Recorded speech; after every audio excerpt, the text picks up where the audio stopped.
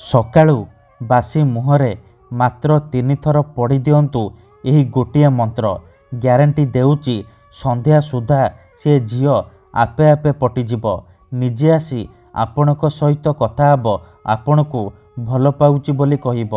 ଆପଣଙ୍କ ପ୍ରେମରେ ଏମିତି ଦିବାନୀ ହେଇଯିବ କି ଆପଣଙ୍କୁ ନ ଦେଖି ଗୋଟେ ମୁହୂର୍ତ୍ତ ବି ରହିପାରିବନି।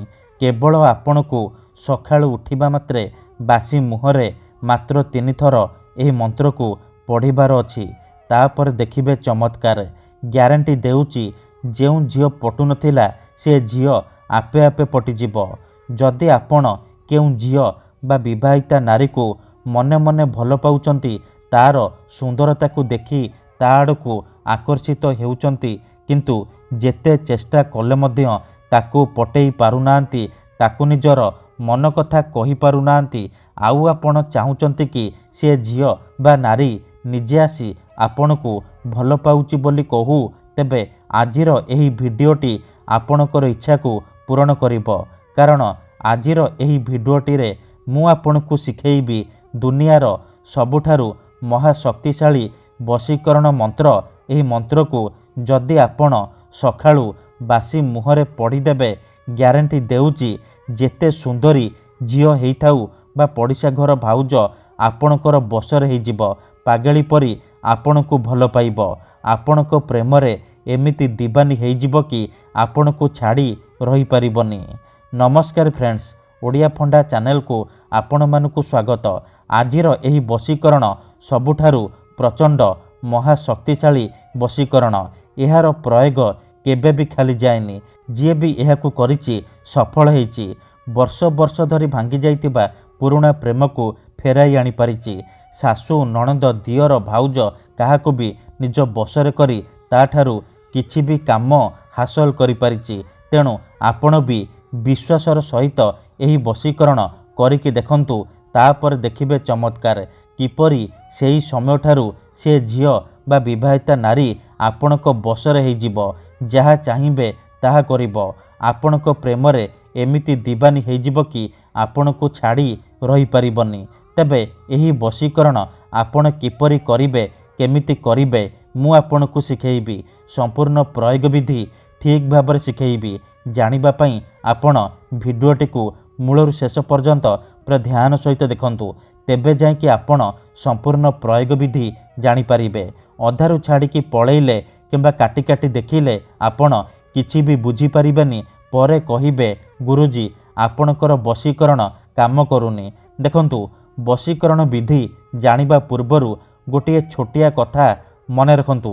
ଯେଉଁପରି ଆପଣ ଭଗବାନଙ୍କୁ ମାନୁଛନ୍ତି, ଭଗବାନଙ୍କ ଉପରେ ବିଶ୍ୱାସ ରଖିଛନ୍ତି, ନିଜର ସବୁ ଦୁଃଖ କଷ୍ଟ ଅସୁବିଧା ଭଗବାନଙ୍କୁ ଜଣାଉଛନ୍ତି, ଯଦି ସେ ଅସୁବିଧାର ସମାଧାନ ନ ହେଲା ତାହାର ମାନେ ନୁହେଁ କି ଭଗବାନ ନାହାନ୍ତି।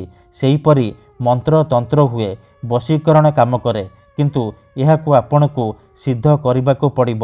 ପ୍ରୟୋଗ ବିଧି ଠିକ୍ ଭାବରେ କରିବାକୁ ପଡ଼ିବ।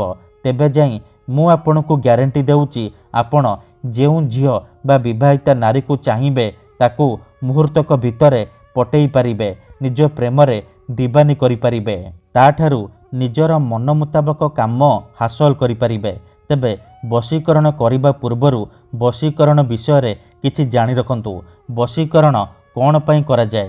ଯେତେବେଳେ ଆପଣ କାହାକୁ ନିଜଠାରୁ ଅଧିକ ଭଲ ପାଉଛନ୍ତି, ତା ବିନା ବଞ୍ଚିପାରିବେନି ଭାବୁଛନ୍ତି, ତା ପଛରେ ଗୋଡ଼େଇ ଗୋଡ଼େଇ ସବୁ ସମୟ ସାରି ସାରିଲେଣି, କିନ୍ତୁ ସେ ଝିଅ ବା ନାରୀ ଆପଣଙ୍କୁ ଭାव ଦେଉନି, ସେତେବେଳେ ଆପଣ ବଶୀକରଣ କରିପାରିବେ। ବଶୀକରଣର ମାନେ ହେଉଛି ନିଜର ଭାବନାକୁ ଅନ୍ୟର ଦିମାଗରେ ପହଞ୍ଚାଇବା, ନିଜର ଭଲ ପାଇବାକୁ ଅନ୍ୟର ଦିମାଗରେ ପହଞ୍ଚାଇବା, ମାନେ ସେ ଝିଅ ବା ନାରୀର ଦିମାଗରେ ପହଞ୍ଚାଇବା। ତେଣୁ ମୋର ଅନୁରୋଧ କି ମନରେ କୌଣସି ଖରାପ ଉଦ୍ଦେଶ୍ୟ କିମ୍ବା କୌଣସି ଖରାପ କାମ ପାଇଁ ଆପଣ ଏହି ମନ୍ତ୍ରକୁ ପାଠ କରିବେନି। କାହିଁକିନା ଏହି ବଶୀକରଣ ଦୁନିଆର ସବୁଠାରୁ ସହଜ କିନ୍ତୁ ମହାଶକ୍ତିଶାଳୀ ବଶୀକରଣ।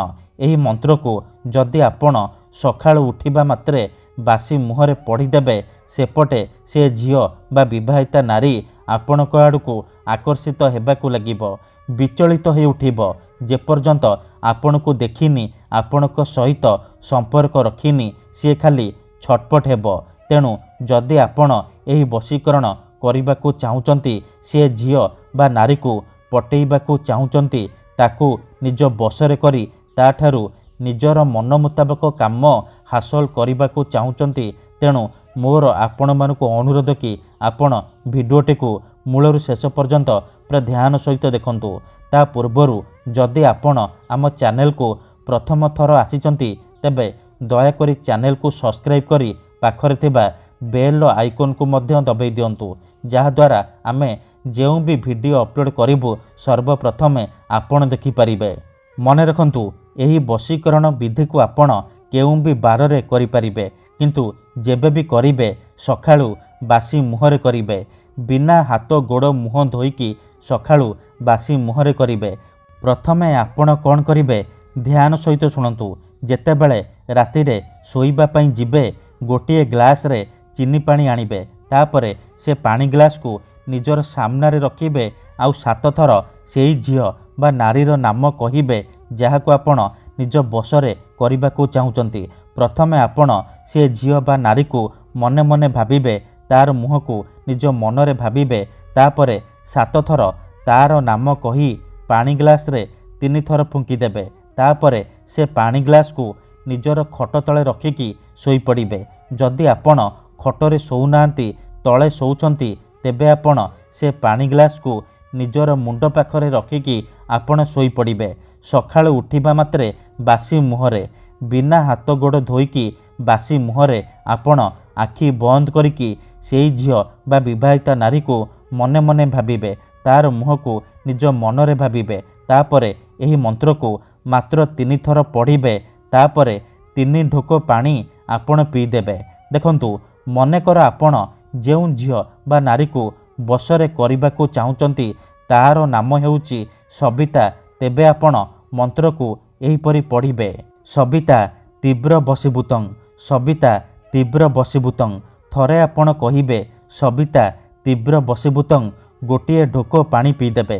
ଆଉ ଥରେ କହିବେ ସବିତା ତୀବ୍ର ବଶୀଭୂତଂ, ଆଉ ଗୋଟିଏ ଢୋକ ପାଣି ପିଇଦେବେ। ଏହିପରି ଆପଣ ଲଗାତାର 3 ଥର କହିବେ, ଆଉ 3 ଢୋକ ପାଣି ଆପଣ ପିଇଦେବେ। ଏହିପରି ଆପଣ ଲଗାତାର 3 ଦିନ ପର୍ଯ୍ୟନ୍ତ ସକାଳୁ ଉଠିବା ମାତ୍ରେ ବାସି ମୁହଁରେ କରିବେ।